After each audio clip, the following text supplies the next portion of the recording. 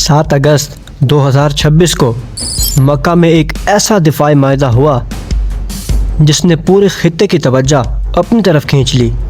इसमें उसूल वाज़ेह है, एक पर हमला तीनों पे हमला समझा जाएगा। लेकिन असल सवाल ये है, अगर वाकई ही ऐसा हुआ तो क्या सऊदी अरेबिया, पाकिस्तान और तुर्की एक साथ जंग में दाखिल होंगे? ये माहिदा सिर्फ एक फ़ोटोग्राफ या डिप्लोमेटिक सेरेमनी नहीं था। 7 अगस्त 2026 को पाकिस्तान, सऊदी अरेबिया और तुर्की ने मक्का जॉइंट डिफेंस एग्रीमेंट पर दस्तखत किए। इसका बुनियादी तस्वर कलेक्टिव डिफेंस है, यानी एक रुकन पर आर्म्ड अटैक को तमाम अरकान के ख़िलाफ़ एग्रेशन समझा जाएगा। लेकिन इस माहिदे को समझने के लिए सिर्फ मक्का की तरफ देखना काफ़ी नहीं, इसके पीछे कई साल पुराने तल्लुकात और बदलता हुआ रीजनल सिक्योरिटी इन्वायरमेंट मौजूद है। सबसे पहले पाकिस्तान को देखते हैं। पाकिस्तान और सऊदी अरेबिया के दरमियान दिफाई ताउन नया नहीं है। दोनों ममालिक के दरमियान कई दहाइयों से फ़ौजी और सिक्योरिटी कोऑपरेशन मौजूद है। सितंबर 2025 में दोनों ने एक अलग म्यूचुअल डिफेंस एग्रीमेंट भी साइन किया था। इस बायलैटरल एग्रीमेंट में भी एक मुल्क के ख़िलाफ़ एग्रेशन को दोनों के ख़िलाफ़ एग्रेशन तस्वर करने की बात शामिल थी। फिर तुर्की इस तस्वीर में शामिल हुआ। तुर्की के पास नेटो मेंबरशिप का तजर्बा है। इसके साथ साथ बड़ी और तेज़ी से तरक्की करती हुई डिफेंस इंडस्ट्री भी है और मुख्तलिफ तुर्की ड्रोन्स, इलेक्ट्रॉनिक वारफेयर्स और एडवांस डिफेंस टेक्नोलॉजीज़ में अहम मकाम बना चुका है। और फिर सऊदी अरेबिया है। सऊदी अरेबिया के पास खित्ते में बड़ी इकोनॉमिक और स्ट्रेटजिक इम्पोर्टेंस है। इसकी लोकेशन गुल्फ, रेड सी और मिडल ईस्ट के सिक्योरिटी रूट्स के दरमियान है। लेकिन मौजूदा हालात में रियाद के लिए सबसे बड़ा सवाल इकोनॉमिक ग्रोथ नहीं है। सवाल ये है कि बदलते हुए मिडल ईस्ट में अपनी सिक्योरिटी को कैसे यकीनी बनाया जाए। ये एग्रीमेंट ऐसे वक्त में सामने आया जब मिडल ईस्ट शदीद सिक्योरिटी क्राइसिस से गुजर रहा है। मिसाइल अटैक्स और ड्रोन्स ने गुल्फ सिक्योरिटी को मज़ीद कॉम्प्लिकेटेड बना दिया। और फिर एग्रीमेंट के सिर्फ 2 दिन बाद एक वाक़या सामने आया। 9 अगस्त को यमन के ईरान अलाइंड हुदीज़ ने सऊदी अरेबिया के जज़ान में अरामको फैसिलिटी पर ड्रोन अटैक का दावा कर दिया।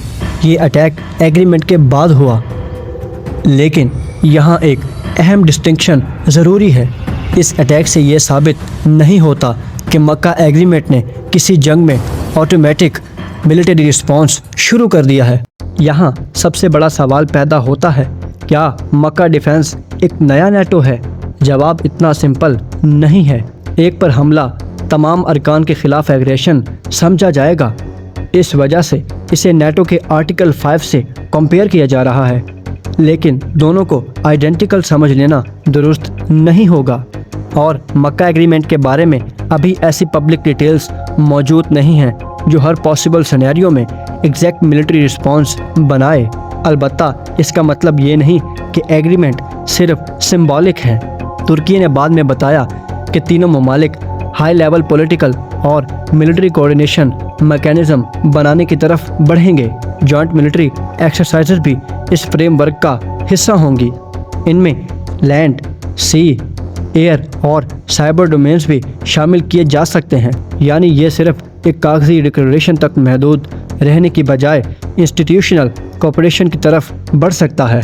इस अलायंस को समझने का एक आसान तरीका ये है, पाकिस्तान के पास एक तजर्बाकार और बड़ी मिलिट्री स्ट्रक्चर है। इसके पास न्यूक्लियर डिटरेंस भी मौजूद है। लेकिन इस एग्रीमेंट को न्यूक्लियर शेयरिंग एग्रीमेंट कहना दुरुस्त नहीं होगा। सऊदी अरेबिया के पास इकोनॉमिक रिसोर्सेज और मिडल ईस्ट में स्ट्रेटेजिक इन्फ्लुएंस है।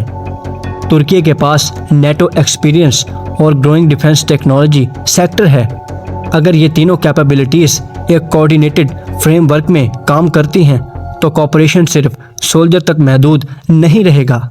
और शायद एग्रीमेंट का सबसे बड़ा सवाल अभी बाकी है, क्या ये सिर्फ 3 मुल्कों तक महदूद रहेगा?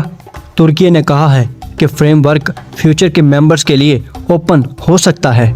फ्यूचर के पार्टिसिपेंट मिस्र का नाम भी मुमकिन तौर पर सामने आया है, लेकिन अभी ये कहना कबल अज़ वक्त होगा कि एक बड़ा रीजनल मिलिट्री ब्लॉक बन चुका है, क्योंकि असल ताकत किसी एग्रीमेंट के अल्फाज में नहीं होती। असल ताकत इस बात में होती है कि क्राइसिस के वक्त वो एग्रीमेंट कितना अमली साबित हुआ।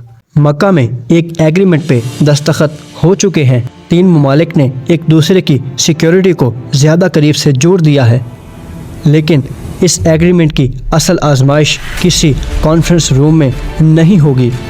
वो तब होगी जब वाकई किसी एक मुल्क की सरहद पर ख़तरा खड़ा होगा, और तब दुनिया देखेगी कि 1 attack is equal to all सिर्फ एक स्टेटमेंट नहीं था,